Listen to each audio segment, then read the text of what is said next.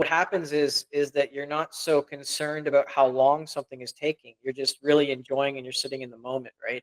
Whereas if you have this dread of this task that you don't want to be uncomfortable, your mind is automatically going to make it seem worse than it is to, again, save you from the discomfort of actually doing it.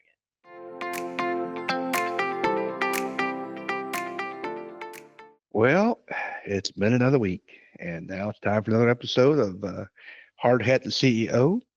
And I think I picked my interview guest today just because of his first name is Chris, and I think it's a great name. But anyway, welcome. This is Chris Abdey, all the way from north of the border in Canada, and welcome, Chris.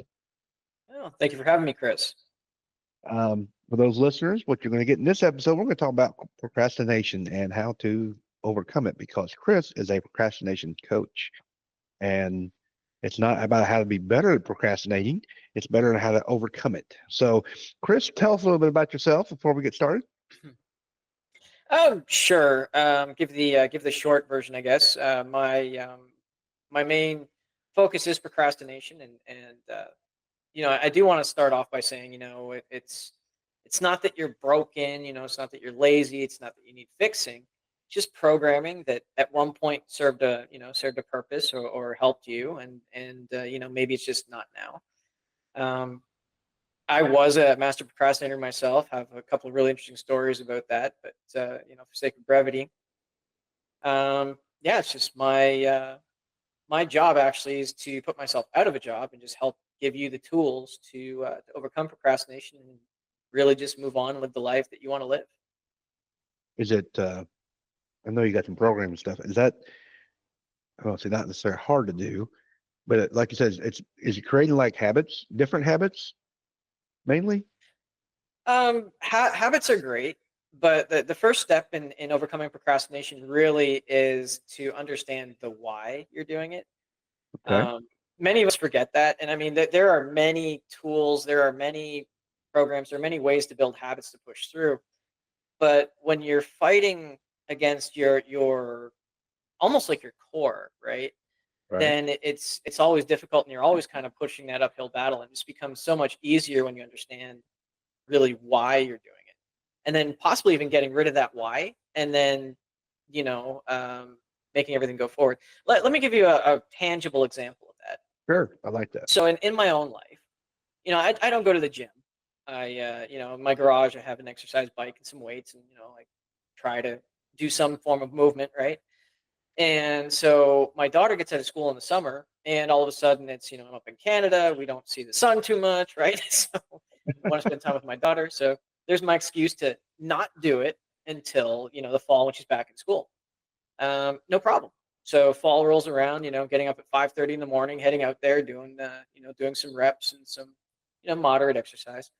But I noticed that as time went on, particularly around the end of October, beginning of November, I started to put it off. Started to, sort of drag my feet and getting out of bed, started dragging my feet going to the garage. And there were just some days I skipped it. I just sat and drank my coffee for more time. And I said to myself, no, wait, why am I doing this? So I actually had to break the task out because it's not the entire thing that you're avoiding. It's one particular part of that thing. And it boiled down to, so getting up at 5:30, I do that all the time. It's not a big deal. Doing the exercise, I'm not really pushing myself. So, I mean, it's not the exercise either. Going to the garage, oh, hang on a second. Garage is cold. Cold outside, garage is cold. I don't like being cold. So, therefore I was not wanting to go out there, putting off the discomfort of being cold. So when I noticed that and I said, okay, let's fix that. So I just added one step there. So when I get up, before I have a cup of coffee, I just, go out, turn on the little space heater, have my cup of coffee, go out, it's warm, and lo and behold, the procrastination goes away. Hmm. Now, I talk about delegating things that you're not good at or don't enjoy, but we're talking about something different here, right? We're talking about more of a not you're not good at it, not that you're putting it off because you don't want to do it. It's more of a internal feeling that there's a reason you're not doing it, right? Like E- in a yes. way, Mhm. yeah. Well, at its core, procrastination can be viewed as a defense mechanism. The Yeah. defense mechanism, it's meant to keep you quote unquote safe, but safe in this sense is some form of discomfort, whether it's emotional, physical, or mental discomfort. Um, the interesting thing about the brain is that it is very good at protecting you and doing these things, but it doesn't know how to modulate usually. So what do I mean by that? I mean that you get the same stress response sometimes from having a gun to your head as you do as taking a math test. So it's not that the mechanism is broken, it's just that it has no modulation, right? So it doesn't know that, oh, it's really not that uncomfortable. It just knows uncomfortable equals bad, therefore I really shouldn't do it. You mentioned delegating. I mean, delegating, I mean, you know, in my scenario, I guess I could too, teach my daughter some discipline and say, "Hey, get up at 5:30 for me and just go hit that space heater." Well, I was thinking Um, that, well, in your case, the exercise part, you you can't delegate that for your benefit. Yeah, you can delegate some other things, but if you had taught your daughter to go turn the heat on, I guess, but that would be one thing. But this is more of a personal deal, right? I mean, it's something that we can't assign to somebody else. Correct. Yep. And that's I was thinking earlier before we started, I was thinking, what do I procrastinate with? I don't like paying bills. I do it, but that's not what we're talking about. And we're talking about what are the things, something like I think about diet. You always put that off, or at least I do. Hmm. And nobody's gonna, maybe I could pay my wife to feed me, but I probably starve, which is probably what I need to do anyway. What other types of things that you've got clients, what kind of things that they procrastinate with that you help them with? So there's a wide multitude of things. Generally speaking, I tend to work with clients who fall into the dreamer category. So the dreamer category are, individuals who they might have dreams, aspirations to make a business or maybe expand their business, but they find themselves putting things off that would help them, actually increase their business. Hmm. So, whether this is being overwhelmed at technology, whether it's putting off, uh, product launches, whether it is, putting off their networking, things of that nature in terms of that. But I mean, I also get people that they can't paint a fence. Like that was literally what they came in with me with, and then it comes down to like, why is that so important? Like, what about that is important to you, and what makes it so important? And that's something else to really kind of clear the air as well, Chris. Is that you know not all procrastination is bad. I mean, we all do it for one reason or another because there also is prioritization, right? So you don't like your bills, but I mean, they have a due date, so it's not like you're putting it off to the last minute 100% all the time simply because you don't want to do it. It's because you don't want to do it, but you're also doing other things that take more precedence to that. Sure, that's true. Procrastination is really more about those things that where it really is detrimental, is those things that you absolutely have to do, but for whatever reason they just aren't getting done. um Well, you have to be, and yeah. well, in your one of your thing, we're talking about you still have to be a leader of your business. And that means even though you might procrastinate, or I don't enjoy that, you still have to be cognizant of it and then tell other people sometimes if they don't, you got to do this or something to that effect. Um, that's that's very true. And can you give me an example of, I guess, positive procrastination? Positive. Ooh, you want the positive? Procrastination actually served me very well, Okay. too well, and it served me until it didn't. Well, um, when I was in high school, and again, probably many people can relate to this on some level. I mean, I was a master procrastinator. I was in the international baccalaureate program, and so there were two subjects that I really put off a lot. I put off art because I just didn't see the value in it. okay. Bottom line, that was my reason. and biology, because again, you know, I figured that biology was, you know, you knew a couple of cells and you throw them together, you learn about mitochondria and basic processes, and you're probably like, I didn't have any worries about that. I should have been, as I'll get into, you know, into how it happened. So let's start with the art.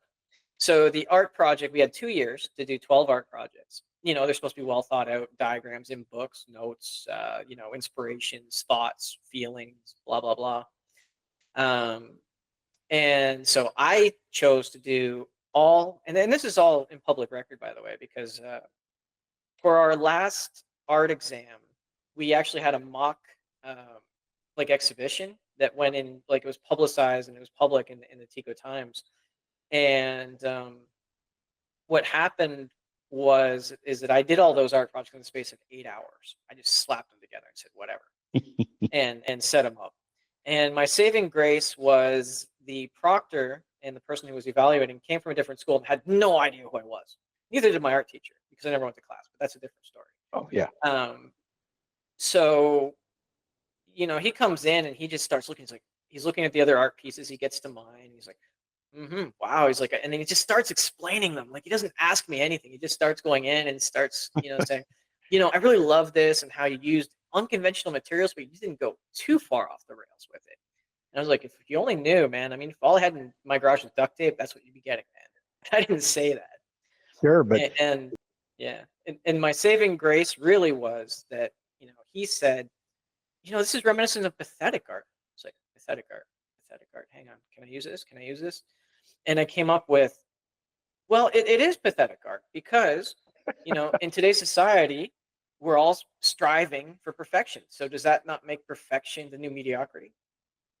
And just like that, I had secured my place with the same grade as the guy who busted his hump for 2 years, actually put in the work, got extra lessons, was supported by two very famous stained glass artists at the time too. And he got the same grade as I did. And so that gave me a little minor God complex, obviously. oh, I bet so. So when you got your grade, did you just run around the house and throw your hands up like a touchdown and like woohoo? I mean, but that Mm, would kind of that's positive, yes. But it also, like you said, it reinforced some things too, right? it definitely did. Actually, the funny thing is that that grade didn't really affect my overall results. Um, my brother had a nickname for me, which is probably pretty true. He used to call me mediocrities, and that was his way of kind of, you know, sticking fun at the fact that I generally really only did enough work to make the bell curve, and didn't really see the need to work any harder. Um, which got me that quote unquote mediocre rating that they put on there, which I think was kind of insulting. But I mean, you know, he had a point, right? Like Yeah. I never really put a lot of effort into it, so um, there was that. But yeah, On the flip side of that, procrastination, for example, is that is it what's the word I'm looking for?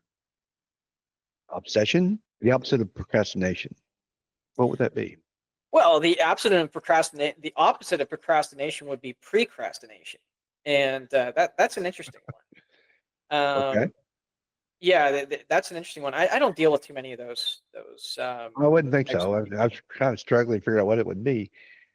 Well, the reason I asked before we started recording, you and I had a little chat, and you mentioned two types of procrastination. Can you elaborate on that a little bit? Well, yeah, we have the overt procrastination, but which is the procrastination that we know we're engaged in. So, like when you say that, oh well, I procrastinate on paying my bills, that's procrastination you know about. Yeah. The more insidious type of procrastination is the covert procrastination, and typically this is procrastination on the deepest level when it comes to things like self care, putting yourself first, doing things that will refill your cup, right? And we don't even know we're doing it. we go about our day. We flip through social media. We pay the bills. We go out and make sure there's food on the table. If we have kids, we get them to school. We do these other things, and we don't even realize that we're putting ourselves off, or like on some level, I'm sure we're aware of this, but when you prioritize everything else besides yourself for a long time, which can happen, parents, job, other interests, right? Um, it becomes a big problem later on, because when those reasons go away, when that job goes away, when the kids leave, when the wife leaves, when the dog dies. No, that wasn't your cue. Yeah. Um, so That's a it figurative imagination or figurative speech. Gotcha. yeah. So I find myself sometimes when I make a list. I'm always a list maker. I make a list of things that need to be done. So I don't forget. And then you find yourself, or I find myself, like, man, I could do that. Oh, I like this one better. I'm going to do that one instead. Is that the same type of what you're talking about as procrastination wise? You're filling the void that, I mean, you need to do something. At least I feel like I need to be doing something, but I don't necessarily do the stuff that I want to do or need to do more so than others. And it could be because of timeline. Like you said, it could be a deadline.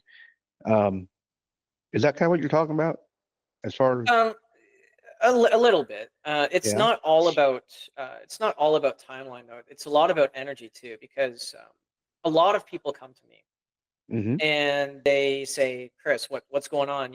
I have Motion, I have ClickUp, I have Google Calendar, I have notifications out the yin yang. I use a task list. I use Got the Milk. I use Trello. I still can't get anything done. Why?"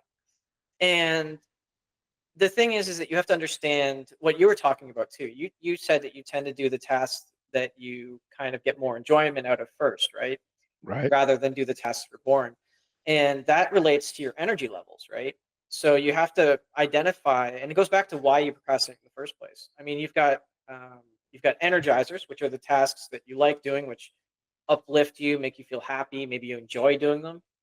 And then you've got drainers, like paying the bills. I mean, that's a drain in more ways than one, right? Right. And so what happens sometimes is that we get too focused on those tasks that make us feel good, and we completely, get rid of the tasks that need to be done.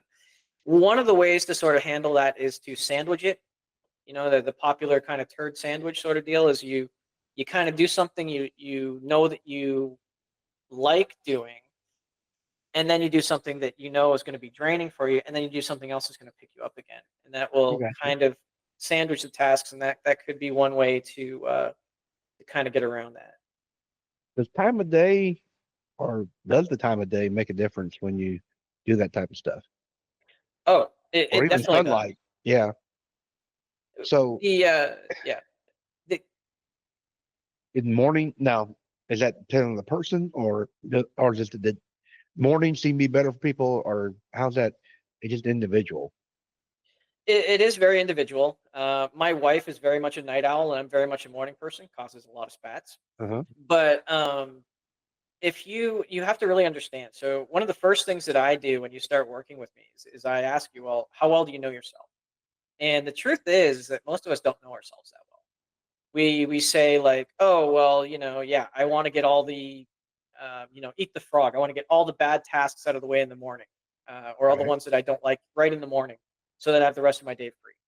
And this particular individual, he had a meeting scheduled every single day. He was a solopreneur, Hmm. and it was very draining for him because, emotionally draining and taxing, because it was to do with his business and marketing, and he didn't really like that aspect, and he didn't like knowing about it. But he said he had to be involved, and I get that. But he was putting this task right at the beginning of his day. So, and then he said, and then afterwards, he said that by noon he's just totally out of energy.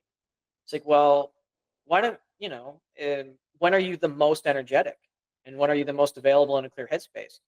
And in his case, yes, it was the morning, but by simply moving that meeting to the afternoon, he was able to get more done during the day that was more important to him than that meeting, even though the meeting was important. Because of the energy, I follow you. Well, that makes good sense. You said we don't know ourselves. Well, how do we, or how do you help us figure out who we are? Oh, well, that's very individualized to every person. The first thing that I start with is it's a series of simple questions. It's what makes you happy, like what brings you joy. Uh, that's a tough one. Because sometimes, and I'll be honest, I'll be upfront and honest with you. I did not have an answer for that until I was like 35. Like what makes me happy? I don't know. So No. if you don't know that Eh, one, don't feel too bad about it. But what are your core values? We do all know those. Like, whether Yeah. it's, being authentic, whether it's being loyal, whether it's being honest, whether it's being loving, we all have a pretty good grasp on those. So one of the things that you can do too, if you're having trouble figuring out what to do, is to, instead of a to-do list, have a to-be list. So, What kind of and list? a to-be list. To be. Okay. So let me expound on this a little bit. Let's say you have a task list that's 20 20 or 30 items long. Uh-huh. Now, ideally, what you want to do is you want to brain dump that. You want to figure out priorities and which ones are going to go first and try to pick 3 or 4 of those that you want to knock out, right? But what happens if you can't do that? If you're not able to do that, then fall back on your to-be list.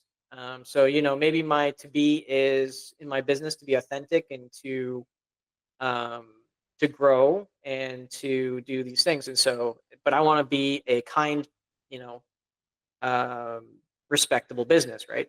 So maybe what you'll do is say, okay, in what ways can I do that? And then look at your task list.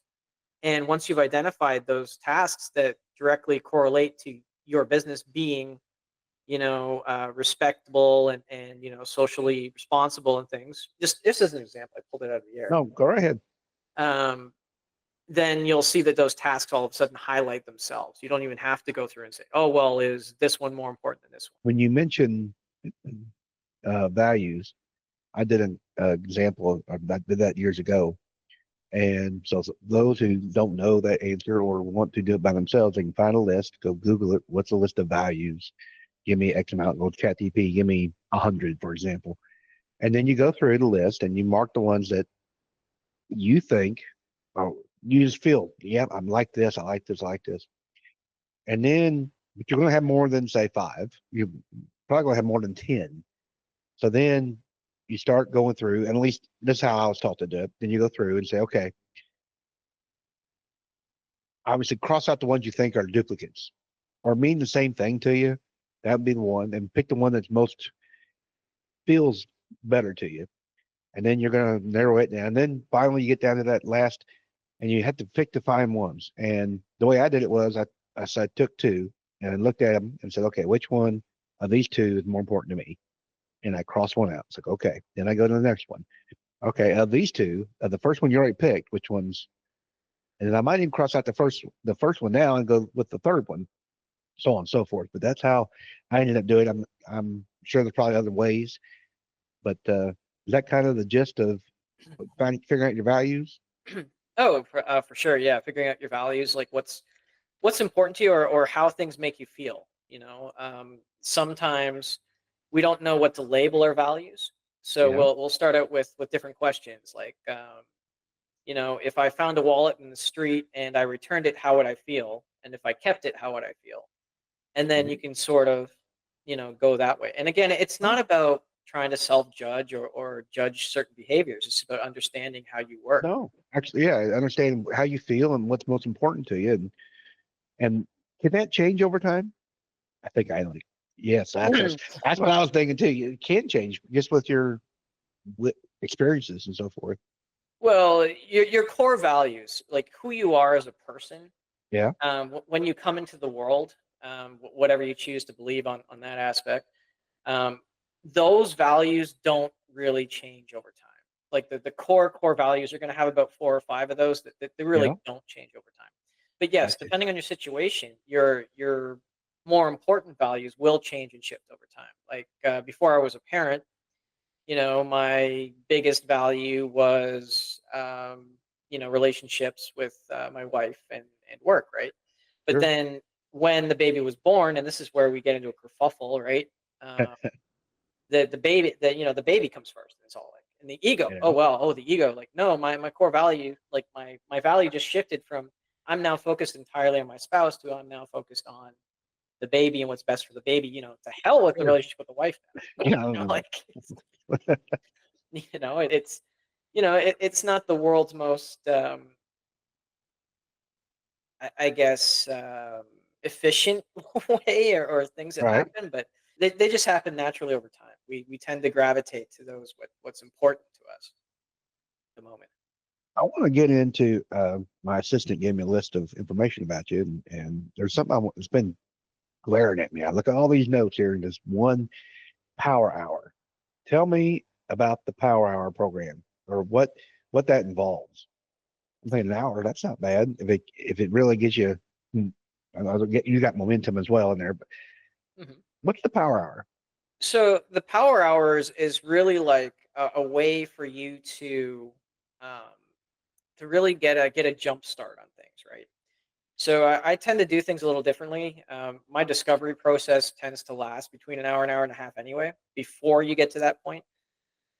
So in the power hour, what it is it's more an extension on the discovery, and we really dive Discovery being into. the discovery being you're figuring out us, your clients. Is that the idea? Well, yeah. Well, the discovery session, which is always complimentary, always we always dig into again things like how well do you know yourself. Hmm.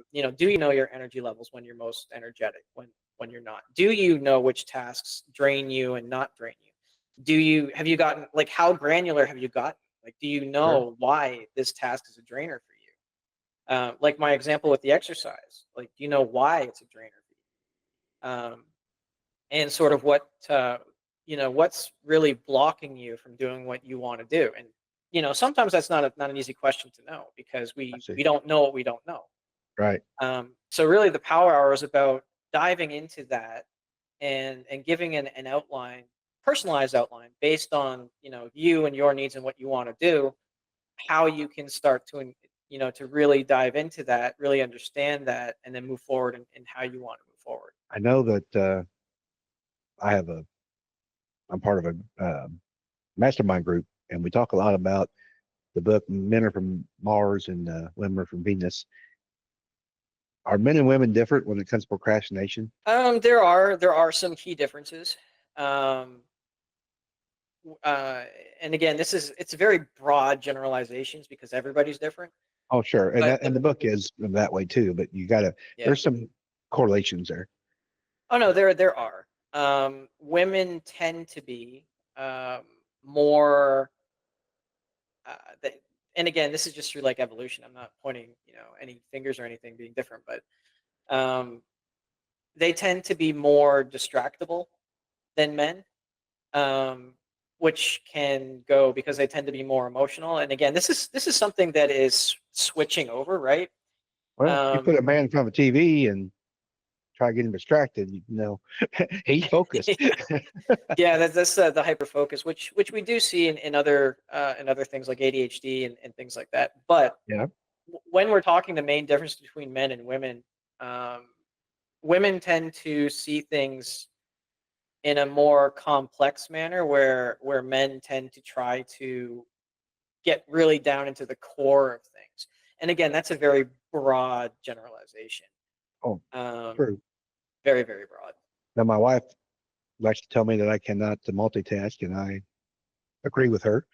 I'm more of a let's get this done, and I'll deal with that one later, and we'll just categorize, I guess.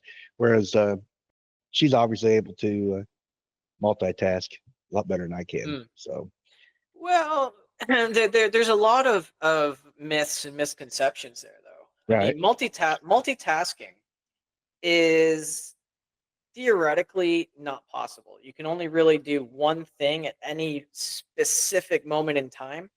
that is correct. I mean, actually do one thing. Do literally, But yeah. when they talk about multitasking, I tend to explain it like Google Chrome or, Okay, or another web browser. So let's say you got YouTube tab open, you got your Yahoo Mail open, you got your Gmail open, you got your stock market open, you got your news open, you got your Facebook open, you got your LinkedIn open, and the all more kinds of tabs you tabs. Yeah. open, and the more you have open, the more you're gonna have issues with one, the attention you're spending each of those things, Yeah. and two, the processing power, and then you start to get into things like overwhelm, because now all of a sudden you're trying to keep track of what Susie's cookies are doing at the bake sale on Friday, and you're not doing the same ones. But at the same time, you're on YouTube looking up recipes for how to make those cookies. Like, Yeah, I got you. So when we first started the conversation today, we made this discovery, or I didn't really think about it at this point, but you said it's not really a habit, which is fine. So how long, let's say I got you and said, Chris, I want you to be my procrastination coach. How long does it take to, I don't say break a habit, to overcome those feelings or whatever it is to, like in your example, turning the heater on? Was it like an immediate thing? It's like, oh, now it's warm, I'm going to go right in, or is it something you have to force yourself and then it becomes more of a routine? so it really depends on what it is and Uh-huh. what the underlying cause is. I mean, and this is something that I love talking to people about too, because I do a lot of work in addictions, and I've seen some amazing things when it comes to addictions. I've seen people kick heroin habits in 7 days, like chemically addicted, 7 days. They took a brain scan before and after. The doctors couldn't believe it was the same person. Fluke or not, I don't know. But when your why is high, your cost is low. So it depends on how bad you really want it and how bad you need it, right? There are Okay. people that can do this in as little as literally 1, 2, 3 days. The average seems to be about, and I have no idea where they come to this number because I've been looking for it and looking for it, but they say on average it takes about 66.6 days to really like solidify or create a new routine or a habit. Um, but there are ways that you can lower this too. Just as an example, if you want to make a habit of gratitude or mindfulness, you can start by anchoring it to something you already do, like brushing your teeth. I mean, most of us don't skip brushing our teeth in the morning. So if you anchor that new habit, like you say, I want to be grateful for three things, sitting there brushing your teeth, and oh, I'm grateful for coffee. I'm grateful for whatever comes to your mind, right? Because you want to just get that and make it a habit, right? So if you Right. can anchor this new habit that you want to another thing that you already do, you'll find that it's a lot easier and you can do it a lot faster. Reading before bed, just make sure that you have your books close to bed, and if you go to bed at the same time, I mean, that habit will take less time to create than, say, you want to go to the gym. Going to the gym is a little more difficult because you tend to want to do it all at once and very fast, and when you don't see results, you get frustrated, and then you drop it, right?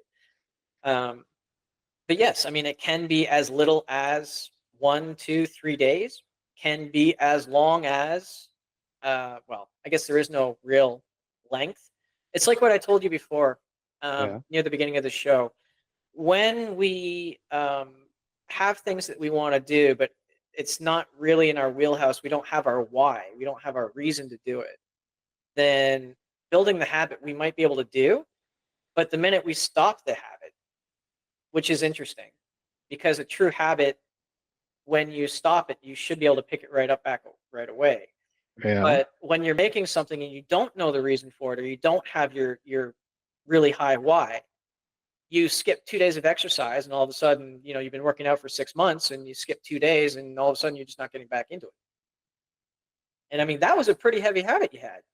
Yeah. How much is mindset a part of the overcoming the procrastination? And then maybe that's the why part you're talking about too. It is a little bit, and it really depends on what your reason is.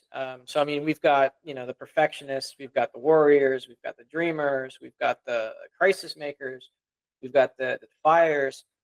In every single case, mindset plays a huge role in it, because one of the things that we have in procrastination is we like to tell ourselves that things will take more time or less time than they actually do. So we have a lot of time blindness. Um, we have a lot of misconceptions when it comes to time and how long things take. Um, but yes, definitely mindset plays a huge part in it. You said time blindness. Why? I'm trying to think. I can understand it Is there a purpose for it? I mean, does the mind overcompensate, or is it a fear? What causes time blindness in them, or what's the benefit or negative part of it? I guess negative would be, I guess, it's going to take more or less than you really expect or realize. Is it kind of like calling people? Like, you ever have the anxiety of calling somebody to apologize, or you think it's going to be a confrontation, and you get it on the phone, and that's not as bad as I expected. That was, is it that type of thing where your fear's overcoming, you think? Or where's time blindness come in play?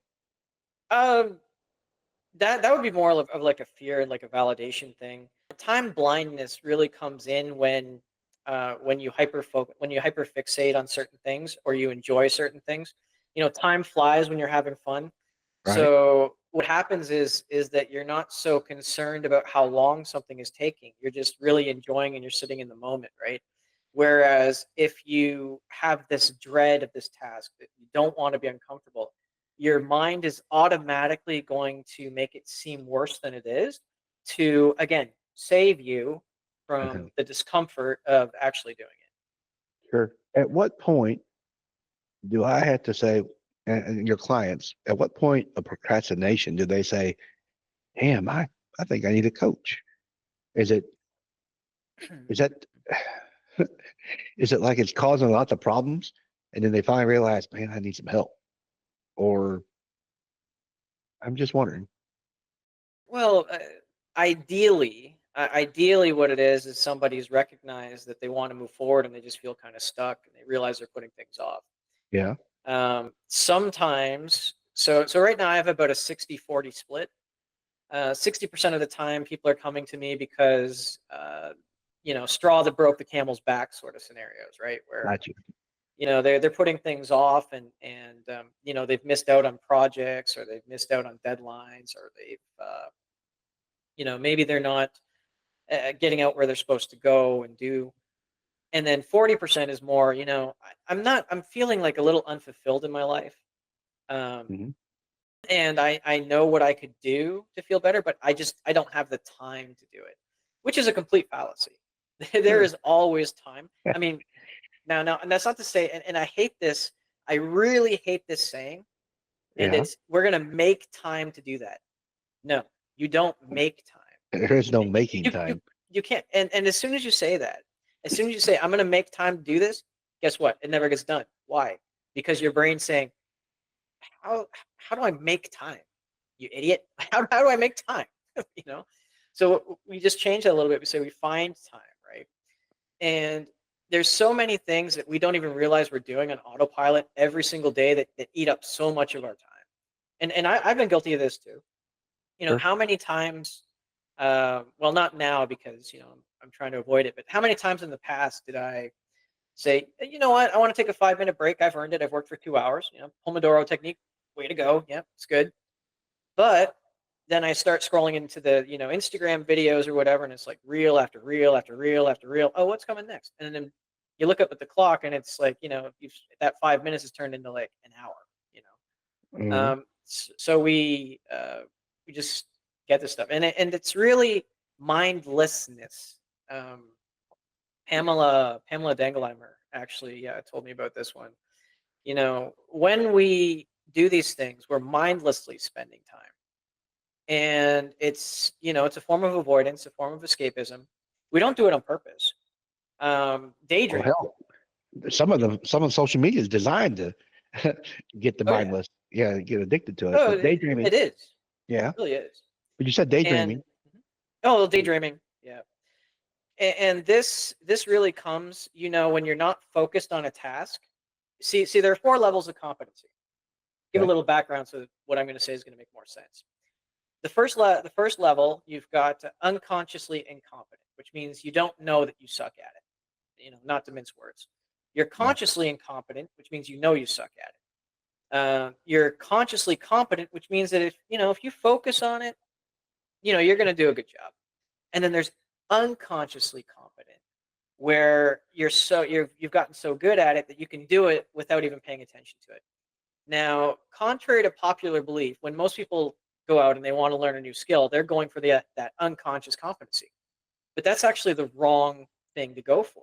You want to go for conscious competency always, because when you're unconsciously competent, that's where mistakes happen. That's where you leave babies in cars, as the extreme end of the scale. That's where you miss water bottles and lunches because the water bottle was not in the exact same position it was before.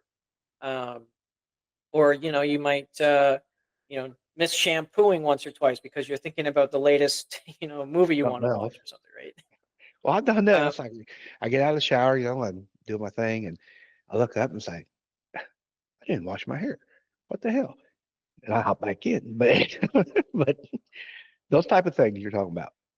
yeah, it's those types of things that really take up the time, because if you're doing something mindfully, just taking the shower thing since we're on it, mindfully, 15, 20 minutes. If I get Mm, lost in the shower, if I'm just like, staring off into space and, doing whatever I'm thinking about, I don't even know what I'm thinking about sometimes. Sure, it happens to everyone else too.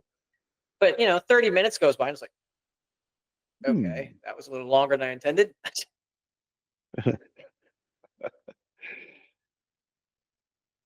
Of your clients, well, I want to say this.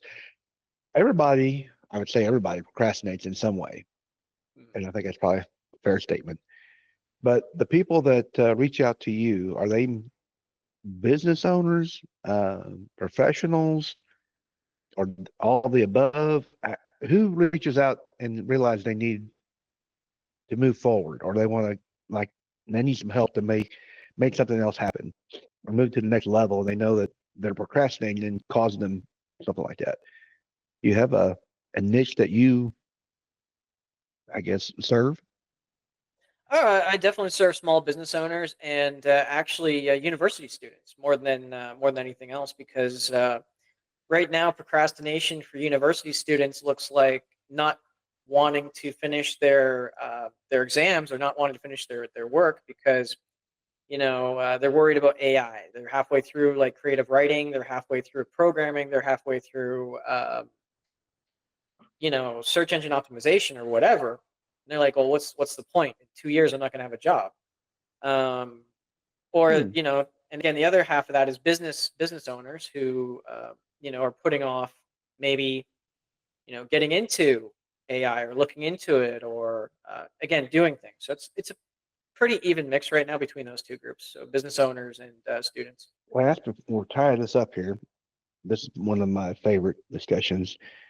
Goal setting or goal getting. You have a program like that.